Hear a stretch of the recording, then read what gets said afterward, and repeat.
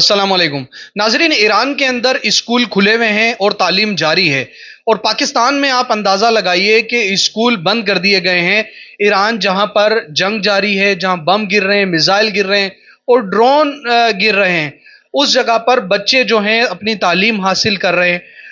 हमने 2 दिन पहले देखा कि एक स्कूल में जहां बच्चियां थी, तालबात थी, वहां पर एक मिसाइल गिरा जिसमें बेशतर जो तालबात थी वो शहीद हो गई।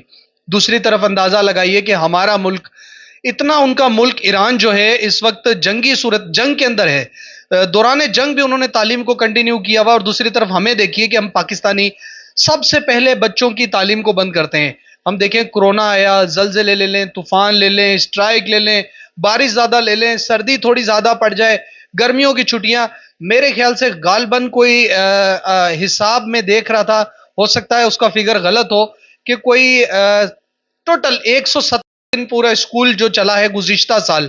तो बच्चे जहां पर पूरा साल में से आधे से ज्यादा टाइम जो है वो छुट्टियों का गुजार देंगे, तो वो बच्चे कैसे मुस्तकबिल का मेमार बनेंगे और तरक्की कैसे होगी और उनकी तरबियत कैसे होगी जब एक बच्चे को स्कूल से घर बिठा दिया जाएगा। दूसरी तरफ स्कूल पे स्कूल पर तो कोई पाबंदी नहीं है, फीसें प्रॉपर ली जा रही हैं, सारे निज़ाम उनके प्रॉपर चल रहे हैं। अब मीना, अभी हम ईद की तरफ आए तो ईद पे मीना बाजार खुले हुए थे, पार्क खुले हुए थे, जगह नहीं थी किसी पार्क में इंटर होने के लिए। तमाम चीजें रवां दवां थी, लोग घूम रहे हैं, आ रहे हैं, जा रहे हैं, फैमिली फैमिली पार्टीज हो रही हैं, सब कुछ होता रहा है। लेकिन ले दे के स्कूल इन्होंने लाजमी बंद करना होता है ताकि दुनिया को बता सकें, जी हमने बड़ी एक सिचुएशन बना दी है, पाकिस्तान के अंदर बड़े मसाइल चल रहे और बच्चे घर बैठे हुए हैं। दूसरी तरफ वो स्कूल भी बंद हैं जो एक गली से दूसरी गली, जो गली मोहल्लों के स्कूल होते हैं वो भी बंद हैं। आपने अगर स्कूल बंद करने थे तो बड़े शहरों पे जहां दूर दराज के इलाके हैं वहां तो आप बंद कर सकते थे। हम अगर नवाबशाह में रहते हैं तो नवाबशाह अगर सेंटर से खड़े हो तो 2 किलोमीटर अगर आप लगाएं तो उससे ज्यादा कहीं दूर स्कूल है ही नहीं। बाज स्कूल तो इतने करीब है कि एक गली से निकलते हैं 2 4 5 गलियों में पहुंच जाते हैं। तो इस तरीके से जो छोटे शहर हैं या वो स्कूल जो गांव और गोठों में है उन्हें भी छुट्टी दे दी, टीचर्स भी घर बैठे हुए हैं, बच्चे भी घर बैठे हुए हैं। भाई गांव गोठों में तो वैसे ही तालीम बड़ी मुश्किल से मिलती है, आपने ले दे के उसको भी बंद कर दिया। वहां तो बच्चे पैदल चल के आते हैं, वहां तो ट्रेवल करके नहीं आते, ईंधन तो जाया नहीं होता।